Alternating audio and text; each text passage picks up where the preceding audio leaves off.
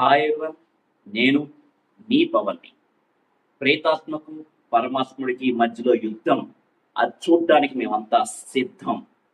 ఆ అరుంధతమ్మే మళ్ళీ భైరవిగా తమన్నా రూపంలో మన స్క్రీన్ మీదకి వచ్చిందా అని అనిపించేలా ట్రైలర్ ఉండింది, పోస్టులు ఉన్నాయి. సో మేమంతా సిద్ధమని నేను థియేటర్కి వెళ్ళాను. ఈరోజే మూవీ రిలీజ్ అయింది. ఏ మూవీ అనుకుంటున్నారా? ఓదెలా 2. ఓదెల 2022లో ఓటీటీ రిలీజ్గా వచ్చిన ఈ movie it's a perfect crime thriller and చాలా మంది ఆడియన్స్ని అట్రాక్ట్ చేసింది. సో దానికి సీక్వెల్గా ఈ సూపర్ న్యాచురల్ థ్రిల్లర్, క్రైమ్ థ్రిల్లర్ని సూపర్ న్యాచురల్ థ్రిల్లర్ ఎందుకు చేయకూడదని మన సంపత్ నందికి ఒక ఐడియా వచ్చింది. సో ఐడియా వచ్చిన వెంటనే ఎగ్జిక్యూషన్ స్టార్ట్ చేశాడు. సో ఓదెలా 2 మన ముందుకు వచ్చింది. చాలా రోజుల తర్వాత తమన్నా అండ్ సంపత్ నంది మన ముందుకైతే వచ్చారు. Of course Sampath Nandi director అయితే కాదు, ఈ మూవీ కథ, స్క్రీన్ ప్లే, మాటలు, దర్శకత్వ పర్యవేక్షణ, కాస్త కూస్తో డబ్బు కూడా పెట్టాడు. సో ఇవన్నీ కూడా సంపత్ నంది. అండ్ డైరెక్టర్ మాత్రం అశోక్ తేజ. సో ఓదిల ఎలా ఉంది ఈ మూవీ? మనల్ని అట్రాక్ట్ చేసిందా లేదా? మనల్ని భయపెట్టింది లేదా? లేదా మనల్ని భక్తి పారవశాల్లో ముంచెత్తిందా లేదా అనేది ఇప్పుడు చూద్దాం. నా వీడియో మీకు నచ్చినట్లయితే please like, share and subscribe. మర్చిపోదండి, కంపల్సరీగా సబ్స్క్రైబ్ చేసుకోండి. అండ్ ఈ వీడియోని కూడా కొంచెం ఫుల్ చూడడానికి ట్రై చేయండి. సో ఇప్పుడు మూవీలోకి వస్తే, ఫస్ట్ ఆఫ్ ఆల్ ఈ ప్రేతాత్మ పరమాత్మ మధ్యలో యుద్ధం అండ్ గుడ్ అండ్ ఈవిల్ ఇటువంటి మూవీస్ చాలా వచ్చాయి.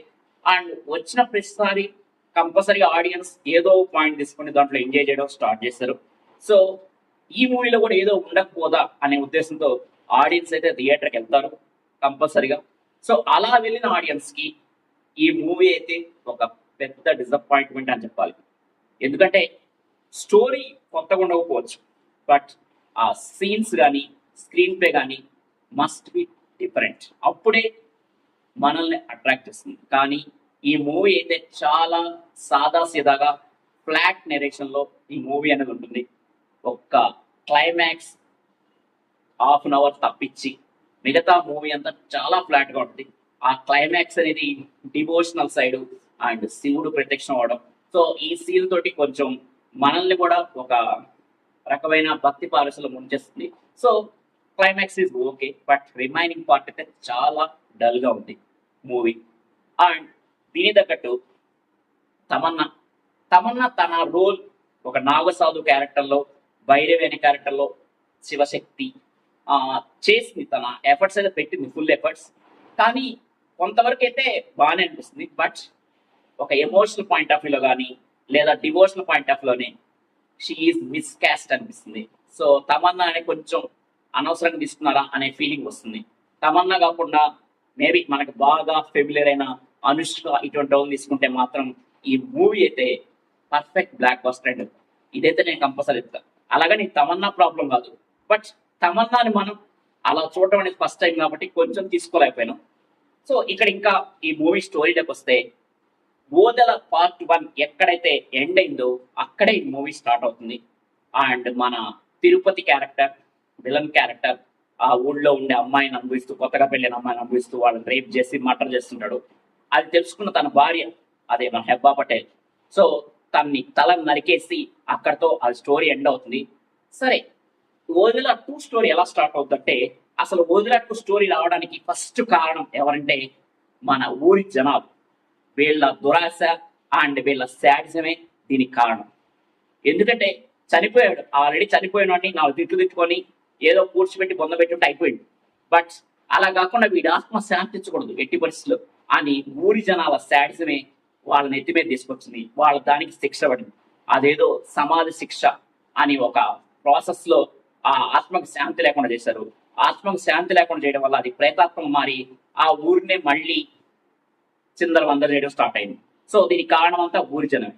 సో అలా స్టార్ట్ అయినా మళ్ళీ మనోడు వేరే వేరే వాళ్ళ ద్వారా ఆత్మలో ప్రవేశించి, వేరే మనుషులు ప్రవేశించి అదే విధంగా ఊళ్ళో మళ్ళీ హత్యలు చేయడం స్టార్ట్ చేస్తాడు. సో ఊరి జనం అంతా భయపడిపోతారు, బెంబేలెత్తిపోతారు. సో ఇది ఇంతవరకు ఫస్ట్ హాఫ్ నడుస్తుంది. సో ఇటువంటి పరిస్థితుల్లో నాగసాధు అయిన భైరవిని వీళ్ళు ఆశ్రయిస్తారు. ఊరి జనం అంతా తను ఎలాగని ఊరికి రావాలని చెప్తారు. ఇది ఒక ఇంటర్వెల్ సీన్ తో తను అంటే ఫస్ట్ హాఫ్ అంతా మాక్సిమం తమన్నా ఉండదు అండ్ ఇంటర్వెల్ లో తన ఎంట్రీ ఉంటుంది. సో ఎంట్రీ సీన్ బాగుంది అండ్ అదే చెప్పే కదా ఎమోషన్ అయితే అంత పండలేదు అనిపించింది నాకు. తను కష్టపడింది కానీ అంత మనకి ఆర్గానిక్ గా అనిపించదు. ఏదో తెచ్చి పెట్టుకున్న ఎమోషన్ అండ్ తెచ్చి పెట్టుకున్న దైవభక్తి లాగా అనిపిస్తుంది. ఆ దైవభక్తి అంటేనే ఇప్పుడు మనకి అఖండాల బాలకృష్ణని చూస్తే ఏ ఫీలింగ్ వస్తుందో బట్ ఇక్కడ మాత్రం మనకు అంత ఫీల్ రాదు. అప్పుడు తను నాగసాధు అయినప్పటికీ కూడా మనకైతే అంత ఆర్గానిక్ అనిపించదు. So it's a super natural thriller. అంత సూపర్ గా లేదు, న్యాచురల్ కూడా లేదు అండ్ థ్రిల్లింగ్ అంతకన్నా లేదు. సో సింపుల్ గా చెప్పాలంటే సూపర్ లేని, న్యాచురాలిటీ లేని, థ్రిల్లింగ్ ఎలిమెంట్ లేని ఏకైక సినిమా ఈ మూవీ అని చెప్పొచ్చు. అండ్ సింపుల్ గా అరుంధతిని అఖండాని ఈ రెండింటిని కలిపి మంచిగా మిక్సీలు వేసి బాగా మిక్సీ కొడితే వచ్చేదే ఈ మూవీ అని చెప్పొచ్చు. కష్టపడాలి కొంతవరకు. సో ప్రొడక్షన్ వాల్యూస్ కొంచెం యావరేజ్ గానే ఉన్నాయి, మరి అంత టాప్ రేంజ్ లేవు. అండ్ విఎఫ్ఎక్స్ కూడా కొంచెం డ్రాబ్యాక్స్ అక్కడక్కడ తెలిసిపోతాయి గ్రీన్ స్క్రీన్. సో విఎఫ్ఎక్స్ కూడా కొంచెం డల్గా ఉంది. And Ajaneesh Loknath background score, Ajaneesh Loknath background score పరంగా అయితే అక్కడక్కడ కొన్ని సీన్లకు అయితే ప్రాణం పోసాడు. కంపల్సరిగా ఆ బ్యాక్గ్రౌండ్ స్కోర్ అనేది హైలైట్ అయింది.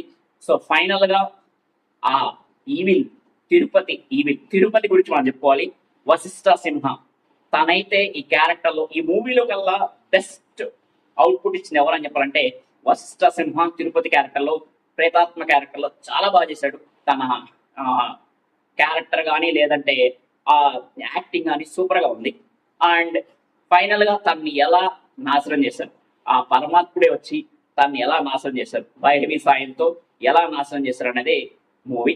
సో కొంచెం బాగా బోర్ ఉంది, కొంచెం సహనంతో చూడాలి. మన సహనంతో అయితే ఆడుకుంటుంది మూవీ అనేది. సో ఆ సహనంతో చూడాలి. ఆ సహనం కోల్పోతే మాత్రం మన అరుంధతిలో సోను సూద్ చెప్పినట్టు వదల బొమ్మాలి వదల, మనకి థియేటర్లో క్యారెక్టర్ కూడా అదే అనిపిస్తుంది. మనకి ఆడియన్ పట్టుకొని వదల బొమ్మాలి వదల అనిపిస్తుంది. సో ఎప్పుడు వదిలేస్తారా బాబు మమ్మల్ని అనే ఫీలింగ్ వస్తుంది. So this is a brief review about Odela 2. So మేము చూడాలా వద్దా అంటే మాత్రం మీకు కొంచెం ఈ డివోషనల్ అండ్ ఎమోషనల్ కొంచెం కావాలి అనుకున్న వాళ్ళు చూడండి. నేను అందరికీ చూడాలి and it is not a చూడబుల్ మూవీ అందరి. So just try it in OTT. So that is about Odela 2. Thank you. Signing off. Bye.